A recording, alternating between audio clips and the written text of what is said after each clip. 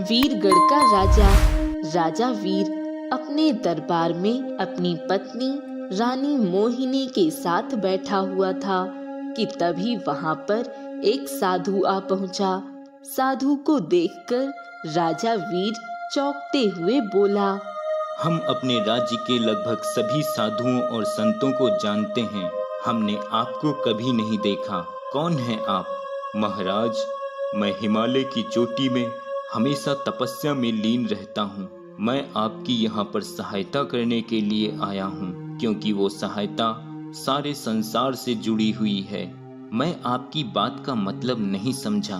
मैं अपनी तपस्या में लीन था कि तभी मुझे तेरे राज्य की ओर एक भारी विपत्ति होती हुई आई दिखाई दी, जो कि धीरे धीरे सारे संसार में फैल गई। यह सुनकर राजा वीर सिंह बुरी तरह से घबराते हुए बोला, तो फिर इसका उपाय बताइए साधु महाराज। चिंता मत करो राजन, जब तुम्हें तुम्हारे राज्य में भारी विपत्ति आती हुई दिखाई दे और तुम्हें तुम्हारा ही किला छीनता हुआ दिखाई दे, तो तुम मुझे उस समय तलाश करना, मैं तुम्हें मिल जाऊंगा। इतना बोलकर साधु रहस्यमयी अंदाज में मुस्कुराते हुए वहां से चला गया। इधर प्रतापगढ़ का राजकुमार अर्जुन अपने बगीचे में बैठा हुआ था कि तभी एक सैनिक वहां आकर उससे बोला, जल्दी चलिए राजकुमार, आपके पिताजी की तबीयत सही नहीं है, उन्होंने आपको तुरंत याद किया है। सैनिक की बात सुनकर राजकुमार अर्जुन दौड़ता हुआ अपने पिता के कक्ष में पहुंच गया। क्या हुआ पिताजी? सैनिक ने मुझे बताया कि आपकी तबीयत सही नहीं है। अपने पुत्र की बात सुनकर अर्जुन का पिता राजा विक्रम फीकी मुस्कान लिए हुए बोला, सैनिक ने तुम्हें सही बताया अर्जुन। मैं चाहता हूँ कि मैं अपने जीते जी ही तुम्हें प्रतापगढ़ का महाराज घोषित कर देता हूँ। पिताजी, अभी आप बहुत साल जिएंगे और मैं अभी राजा नहीं बनना चाहता। एक ना एक दिन तो तुम्हें राजा बनना ही है अर्जुन। आखिर तुम कब तक सच्चाई से भागते रहोगे? और परंपरा के अनुसार राजा बनने से पहले तुम्हें एक साधारण स्त्री से विवाह करना होगा, और फिर जब तक तुम जीवित रहोगे तब तक तुम्हारी एक पत्नी ही तुम्हारी जीवन संगिनी रहेगी। तुम और राजाओं की तरह फिर कभी दूसरा या तीसरा विवाह नहीं कर सकते।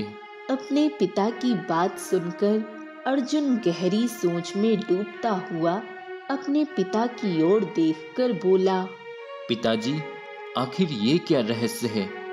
मैं बचपन से सुनता चला आ रहा हूँ कि हमारे परिवार में राजा बनने से पहले किसी साधारण स्त्री से विवाह किया जाता है और उसके बाद ही उसे राजा घोषित किया जाता है, और फिर वह दूसरे राजाओं की तरह दूसरा विवाह भी नहीं कर सकता।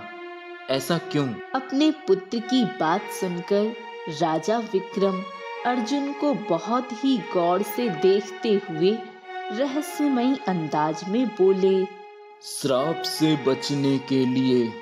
अपने पिता की जुबान से यह शब्द सुनकर अर्जुन आश्चर्य से बोला, श्राप? कैसा श्राप? एक ऐसा श्राप जो वर्षों से हमारी पीढ़ी दर पीढ़ी हमारे पीछे चला आ रहा है कि अगर हम और राजाओं की तरह विवाह किसी राजकुमारी से करेंगे तो उसका होने वाला पुत्र शापित होगा, और वो शापित राजकुमार किसी भी स्त्री से अगर विवाह करेगा तो उस स्त्री की मृत्यु हो जाएगी। मतलब हमारे आने वाला वंश समाप्त हो जाएगा। बरसों पहले एक बहुत ही पहुंचे हुए साधु महाराज ने हमारे पूर्वजों को श्राप से बचने के लिए यही एक तरीका बताया था। जब से पीढ़ी दर पीढ़ी हम सब उस साधु की बात को मानते आए हैं, और यह तुम्हें भी माननी होगी। अपने पिता की बात सुनकर राजकुमार अर्जुन हंसते हुए बोला, मैं इन बातों को नहीं मानता पिताजी। और मैं किसी राजकुमारी से ही विवाह करूंगा। और मुझे विश्वास है कि मेरा होने वाला पुत्र शापित नहीं होगा। तुम समझ नहीं रहे हो अर्जुन, तुमने मेरी पूरी बात तो सुनी ही नहीं। अगर तुम किसी राजकुमारी से विवाह करोगे और उस राजकुमारी से तुम्हारा जब राजकुमार पुत्र पैदा होगा, वो राजकुमार शापित होगा। और उसके शापित होने की निशानी यह होगी कि जब भी वह अपनी पत्नी को स्पर्श करेगा, वह एक राक्षस में परिवर्तित हो जाएगा और अपने हाथों से अपनी पत्नी को मार डालेगा। मगर उसे याद नहीं रहेगा कि उसने अपनी पत्नी को मारा है, परंतु धीरे धीरे करके वह पूरी तरह से राक्षस में परिवर्तित होकर सारे संसार को खत्म कर देगा। पिताजी, मैं पड़ोसी राज्य के राजकुमारी सुलेखा से प्रेम करता हूँ और मैंने उसे वचन दिया है कि मैं विवाह उससे ही करूँगा। और आप जानते हैं पिताजी कि अगर आपका पुत्र राजकुमार अर्जुन अगर किसी को वचन दे दे तो फिर भले ही उसके प्राण क्यों ना चले जाएं, वह अपना वचन नहीं तोड़ेगा। राजकुमार अर्जुन वहां से चला गया। राजा विक्रम ने अर्जुन को बहुत समझाने की कोशिश की, परंतु राजकुमार अर्जुन पत्थर की तरह अपनी बात पर अड़ा रहा। राजा विक्रम को हार माननी पड़ी। कुछ ही समय में राजकुमार अर्जुन ने पड़ोस की राजकुमारी सुलेखा से विवाह कर लिया और राजा अर्जुन ने राजकुमार अर्जुन को प्रतापगढ़ का राजा घोषित कर दिया। कुछ ही समय के बाद विक्रम इस संसार को छोड़कर चला गया। इस घटना के 20 वर्ष बाद राजा अर्जुन अपने मंत्री चतुर सिंह के साथ वार्तालाप करने में व्यस्त था कि तभी उसका पुत्र, जो कि अब 20 वर्ष का हो चुका था, वहां पर आकर अपने पिता राजा अर्जुन से बोला, पिताजी, मैं कुछ सैनिकों के साथ शिकार खेलने के लिए जा रहा हूँ। राजकुमार अशोक, तुम्हारा रोज रोज यूं शिकार पर जाना मुझे तुम्हें संदेश के घेरे में प्रकट कर रहा है। मैं कुछ समझा नहीं पिताजी। राजकुमार अशोक, तुम जब भी शिकार खेलने के लिए जाते हो तो अकेले क्यों जाते हो? मेरे लाख समझाने के बावजूद भी तुम सैनिकों को क्यों नहीं ले जाते? मुझे लगता है तुम शिकार खेलने नहीं बल्कि कहीं और जाते हो। अब मुझे वजह बताओ कि तुम कहाँ जाते हो। अपने पिता की बात सुनकर राजकुमार अशोक बुरी तरह से झेपता हुआ बोला, आपको कोई गलतफहमी हुई है पिताजी, मैं शाम तक आ जाऊंगा। इतना बोलकर राजकुमार अशोक वहां से चला गया। तभी मंत्री चतुर सिंह मुस्कुराता हुआ राजा अर्जुन से बोला, महाराज, मैंने आपके कहे अनुसार राजकुमार अशोक के पीछे कुछ सैनिकों को नजर रखने के लिए भेजा था और उन सैनिकों ने मुझे एक बहुत ही अच्छी सूचना दी है। तो फिर हम उस सूचना को जरूर सुनना चाहेंगे। महाराज, आपके पुत्र अब जवान हो गए हैं। राजकुमार अशोक रोज पड़ोस की राजकुमारी कर्णिका से मिलने के लिए जाते हैं। यह सुनकर राजा अर्जुन प्रसन्न होकर बोला, यह तो बहुत ही अच्छी बात है मंत्री चतुर सिंह, परंतु अगर ऐसी ही बात थी तो राजकुमार अशोक को मुझे बता देनी चाहिए थी। वैसे भी अब वह विवाह के योग्य हो गए हैं और इस राज्य को संभालने के योग्य भी हो गए हैं। आपने बिल्कुल सही कहा। आप जब प्रतापगढ़ राज्य के राजा चुने गए थे तब आपकी आयु भी इतनी ही थी जितनी इस समय राजकुमार अशोक की है। इधर राजकुमार अशोक एक बगीचे में राजकुमारी कर्णिका के साथ बैठा हुआ था।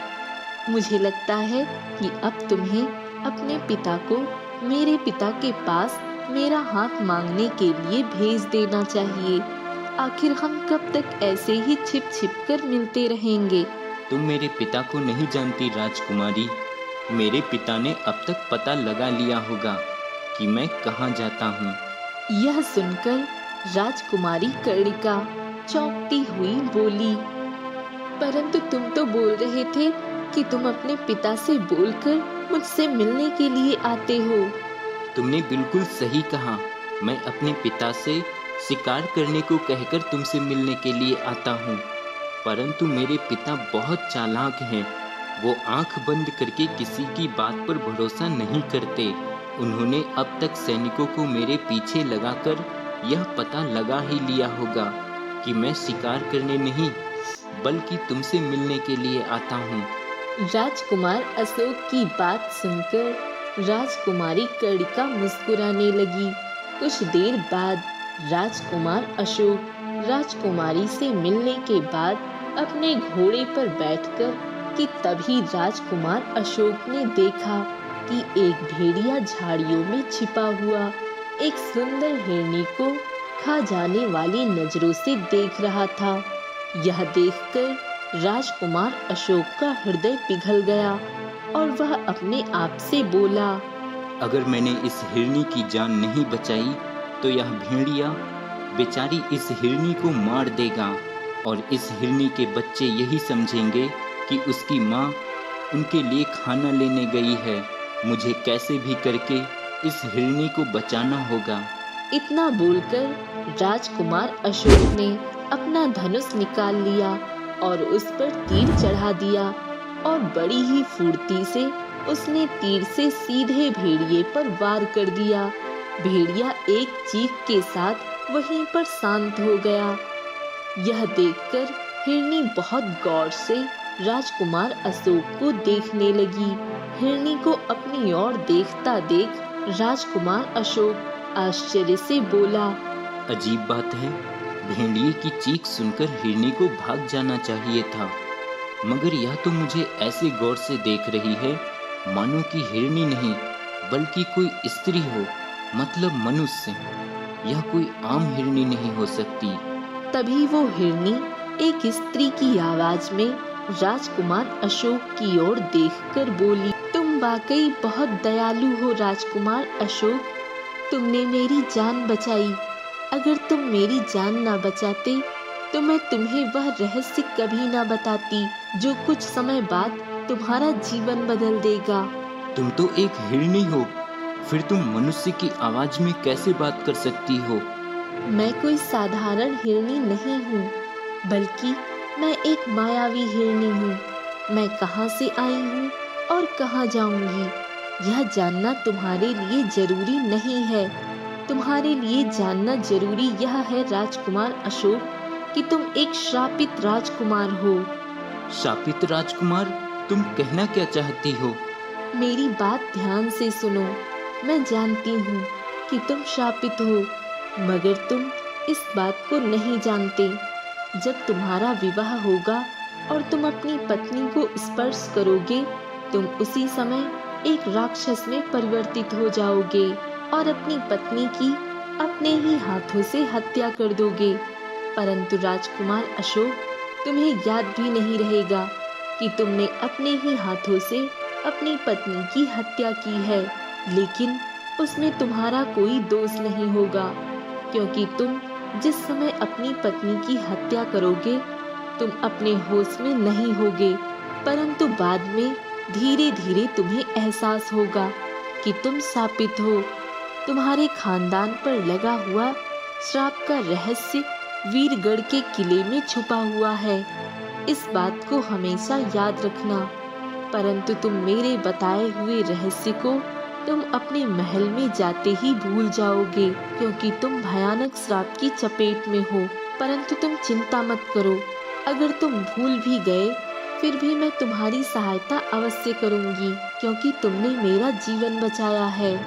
इतना बोलकर हिरनी रंग बिरंगी किरणों के साथ वहां से गायब हो गई। राजकुमार अशोक आश्चर्य के साथ वहां से अपने महल चला गया और महल में कदम रखते ही राजकुमार अशोक उस मायावी हिरनी के बारे में सब कुछ भूल गया। राजकुमार अशोक अपने कक्ष में पहुंचा ही था कि तभी वहां उसका पिता राजा अर्जुन आ पहुंचा और मुस्कुराते हुए राजकुमार अशोक की ओर देखकर बोला। मुझे मंत्री चतुर सिंह ने सब कुछ बता दिया है राजकुमार अशोक। राजकुमार अशोक चौंकता हुआ अपने पिता की ओर देखकर बोला। मैं आपकी बात का मतलब नहीं समझा। मुझे सब पता लग गया है अशोक। अब तुम्हें राजकुमारी कर्णिका से छुप छुप कर मिलने की कोई आवश्यकता नहीं। मैं कल ही उनके पिता से बात करके तुम्हारा विवाह उनकी पुत्री राजकुमारी से संपन्न करा दूंगा। कुछ ही दिनों में राजकुमार अशोक का विवाह राजकुमारी कर्णिका से संपन्न हो गया। राजकुमारी कर्णिका कक्ष में बैठी हुई राजकुमार अशोक का इंतजार कर रही थी कि तभी राजकुमार अशोक वहां पर आ पहुंचा। मगर जैसे ही राजकुमारी की नजर अशोक पर पड़ी, उसकी गले से दहशत से चीख निकल गई। यह आपको क्या हो गया है राजकुमार अशोक? आपका चेहरा इतना भयानक कैसे हो गया? राजकुमार अशोक का चेहरा बेहद भयानक हो चुका था। उसके हाथ भेड़ियों जैसे पंजे में परिवर्तित हो चुके थे। राजकुमार अशोक राक्षसों की तरह हंसता हुआ बोला। तुम्हारे चीखने से कोई फायदा नहीं होगा, क्योंकि मैं तुम्हें जीवित नहीं छोड़ूंगा। इतना बोलकर भयानक हो चुके राजकुमार अशोक ने अपने भेड़िए जैसे पंजे राजकुमारी की गर्दन में गाड़ दिए। राजकुमारी एक चीख के साथ वहीं पर शांत हो गई। चीख की आवाज कक्ष के बाहर भी टकराई थी। कुछ ही देर में सैनिक वहां पर आ पहुंचे। सैनिकों ने देखा कि राजकुमार अशोक के हाथ खून से लथपथ थे और वह बेहोशी की अवस्था में फर्श पर पड़ा हुआ था और राजकुमारी मृत पड़ी हुई थी। सैनिक तुरंत दौड़ते हुए राजा अर्जुन के कक्ष में पहुंच गए। एक सैनिक कांपते हुए राजा अर्जुन को सारी घटना बताते हुए बोला। महाराज, महाराज, मुझे अभी भी विश्वास नहीं हो रहा कि राजकुमार अशोक ने अपनी पत्नी की हत्या कर दी। तभी दूसरा सैनिक राजा अर्जुन से बोला। महाराज, एक बात बड़ी ही अजीब है। राजकुमारी की गर्दन पर बहुत ही गहरा घाव है, परंतु कक्ष में ना कोई तलवार है और ना ही कोई चाकू। फिर यह कैसे संभव हो सकता? सैनिकों की बात सुनकर राजा अर्जुन बुरी तरह से चौंक पड़ा। अचानक उसके दिमाग में अपने पिता के कहे हुए शब्द गूंजने लगे। वह सर पकड़कर अपने आप से बोला। इसका मतलब पिताजी सही कह रहे थे। काश मैं उनकी बात मान लेता। मैंने अपने ही हाथों अपने बेटे का जीवन तबाह कर दिया। राजकुमार अशोक वास्तव में श्रापित हो चुके हैं। इतना बोलकर राजा अर्जुन अपने सैनिकों से बोला।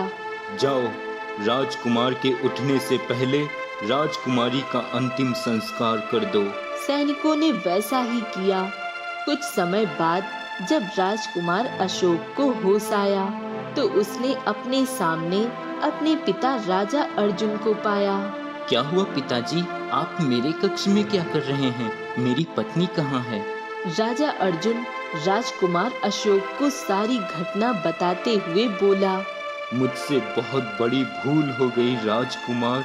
काश मैं अपने पिता की बात मान लेता तो आज तुम श्रापित राजकुमार नहीं होते। अचानक राजकुमार अशोक का सर घूमने लगा और वह बेहोश हो गया। कुछ देर बाद अचानक राजकुमार अशोक चीखते हुए उठ बैठा। उसके पिता मंत्री चतुर सिंह के साथ उसके कक्ष में ही बैठे हुए थे। क्या हुआ राजकुमार अशोक? क्या तुमने कोई भयानक सपना देखा? हाँ पिताजी, मैंने अपने सपने में एक किला देखा। मैंने देखा कि उस किले में एक ऐसा रास्ता भी है जो पाताल लोक की तरफ जाता है। अपने सपने में मैं उस किले के निचले हिस्से में सीढ़ियों से नीचे की ओर जा रहा हूँ। तभी वहाँ पर एक गोल आकार के रंग बिरंगी किरणों से स्वर्ण द्वार बन गया। मैंने जैसे ही उस द्वार के अंदर प्रवेश किया तो मैंने अपने आप को एक महल में पाया जहाँ पर एक बूढ़ी स्त्री बैठी हुई थी। अचानक उस बूढ़ी स्त्री का चेहरा बेहद भयानक हो गया और वह मुझे देखकर हंसती हुई कहने लगी कि वह देखो, शापित राजकुमार। राजकुमार अशोक की बात सुनकर मंत्री चतुर सिंह राजकुमार अशोक की ओर देखकर बोला, राजकुमार अशोक, अगर ये सपना आपको दोबारा आए तो मुझे जरूर बताना। हो सकता है कि यह आपके लिए कोई संकेत हो। उस दिन के बाद राजकुमार अशोक को रोज रोज वह सपना आने लगा। एक दिन राजकुमार अशोक मंत्री चतुर सिंह से बोला, मुझे अब सपना बार बार आ रहा है मंत्री जी, आप चिंता मत कीजिए। राजकुमार अशोक, क्या आपको अपने सपने में दिख रहा वह किला याद है? हाँ, मुझे याद है। मैंने आज एक कारीगर को बुलवाया है। आप उसे अपने सपने में दिख रहे उस किले की बनावट के बारे में बताना। वो हूबहू उस किले की तस्वीर को कागज के पन्ने पर उतार देगा। और ठीक वैसा ही हुआ। कुछ ही देर में प्रतापगढ़ का एक जाना माना कारीगर वहां आ पहुंचा। राजकुमार अशोक उसे किले की बनावट और सुंदरता के बारे में बताने लगा।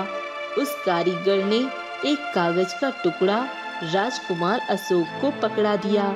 राजकुमार अशोक कागज में बने हुए उस किले को देखकर मंत्री चतुर सिंह से बोला, ये किला तो हूबहू वही किला है जो मुझे अपने सपने में दिखाई देता है। उस किले की तस्वीर को देखकर मंत्री चतुर सिंह बोला, राजकुमार अशोक, यह किला तो वीरगढ़ के राजा वीर का किला है। मैं इस किले को अच्छी तरह से पहचानता हूँ। अचानक राजकुमार अशोक की आंखें हरी हो गईं और वह क्रोधित अवस्था में मंत्री चतुर सिंह की ओर देखकर बोला, वीरगढ़ के राजा को हमारी तरफ से एक सैनिक भेज उसे कहो 1 हफ्ते के अंदर अंदर वह उस किले को खाली कर दे, नहीं तो हम अपनी सेना लेकर उसके किले में घुस जाएंगे और उसके परिवार को मारकर उसके किले को अपने कब्जे में कर लेंगे। यह सुनकर राजकुमार अशोक का पिता बुरी तरह से चौंक पड़ा। सच तो यह था कि उसे अपने पुत्र से इस तरह की बिल्कुल भी उम्मीद नहीं थी। यह तुम क्या कह रहे हो बेटा? युद्ध अच्छा नहीं होता। मैंने आपसे आपकी सलाह नहीं मांगी पिताजी।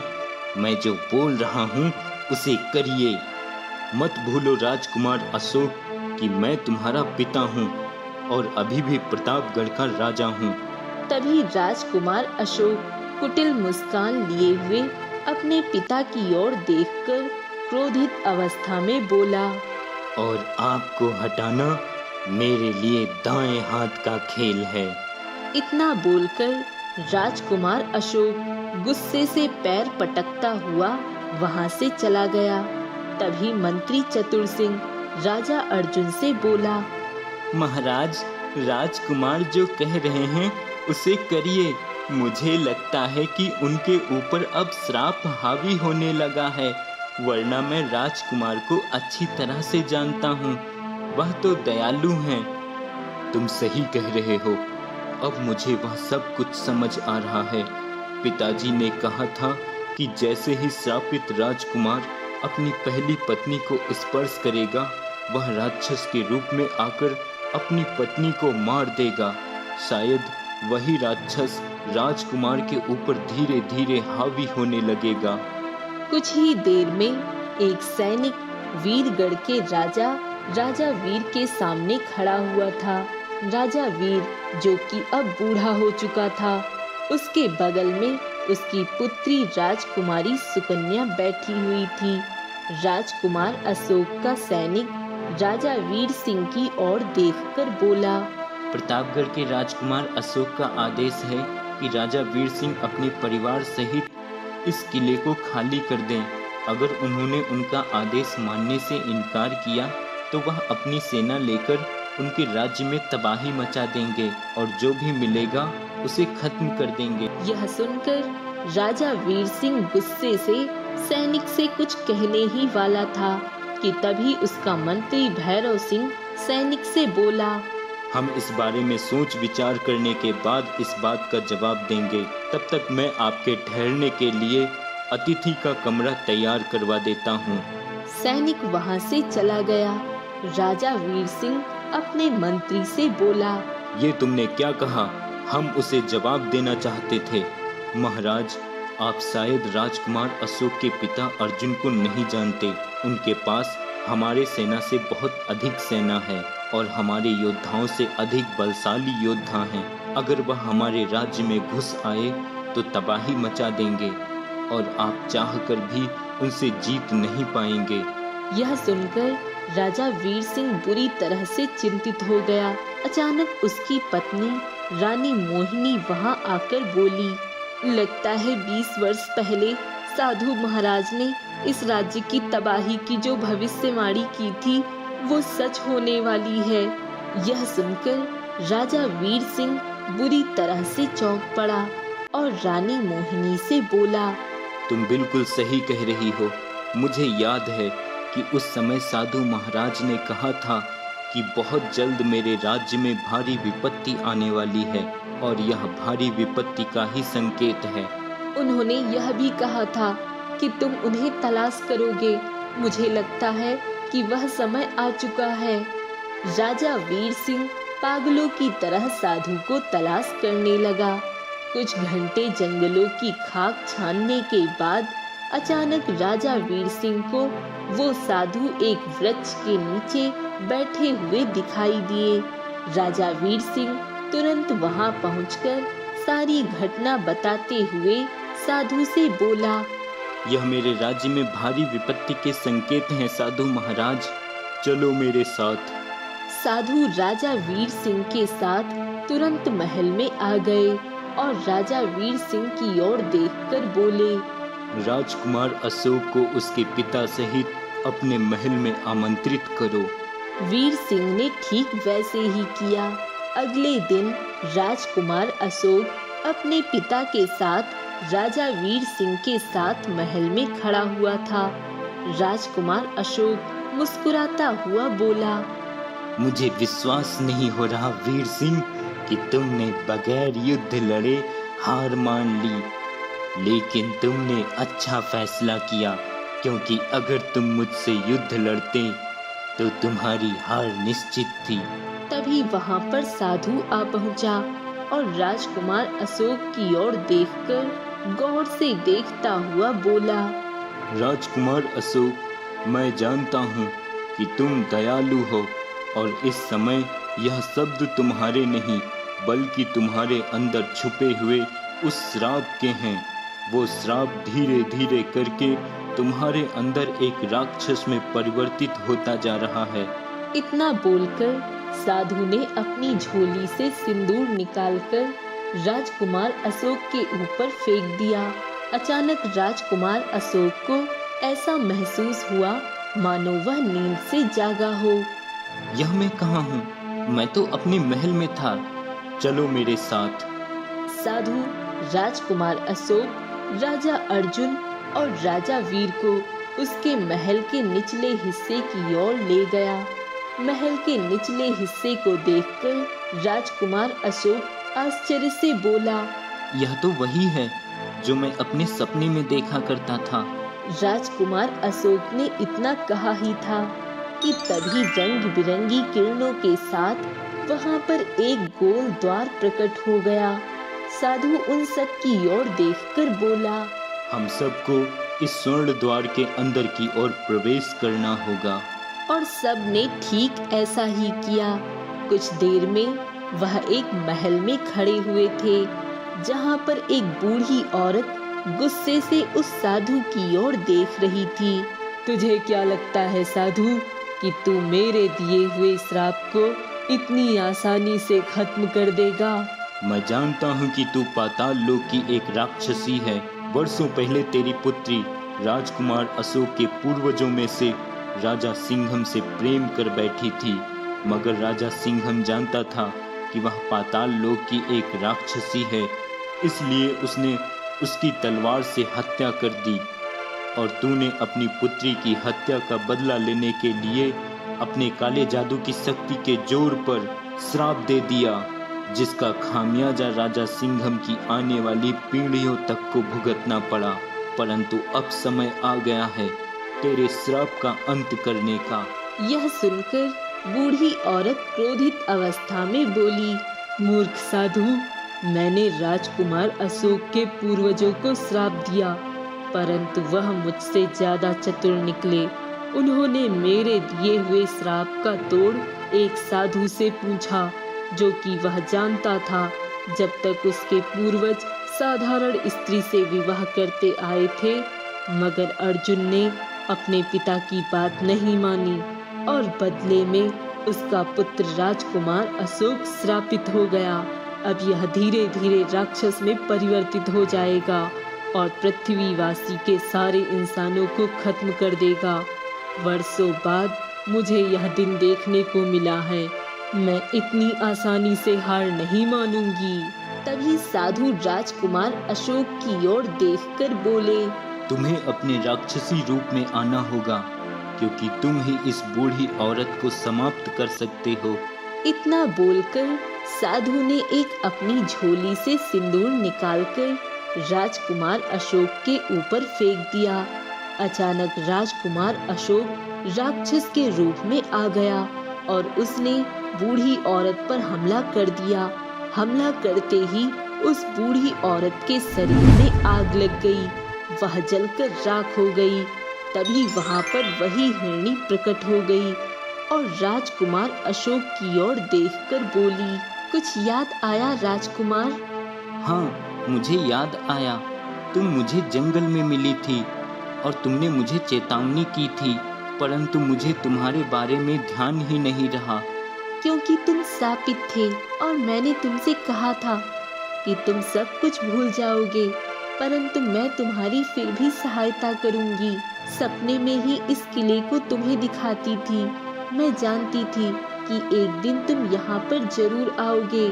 दरअसल वर्षों पहले तुम्हारे पूर्वजों का शासन बहुत राज्यों पर था, उसमें से वीरगढ़ भी आता था। तब तुम्हारे पूर्वज इसी वीरगढ़ किले में रहा करते थे और इसी वीरगढ़ किले के एक हिस्से में पाताल लोक का द्वार खुलता है। और मैंने अपनी तपस्या की शक्ति से यह जान लिया था कि तुम्हारे श्राप का अंत ऐसा ही होगा। अगर तुम्हें श्राप से मुक्त नहीं किया गया तो दुनिया संकट में आ जाएगी। इसीलिए मैं 20 वर्ष पहले राजा वीर सिंह के पास आया था। अब तुम सुरक्षित हो। साधु ने इतना कहा ही था कि हिरनी वहां से गायब हो गई और सभी लोगों ने अपने आप को राजा वीर सिंह के महल में खड़ा हुआ पाया। राजा वीर सिंह ने अपनी पुत्री का विवाह राजकुमार अशोक से धूमधाम से कर दिया और उसके बाद सब कुछ सही हो गया।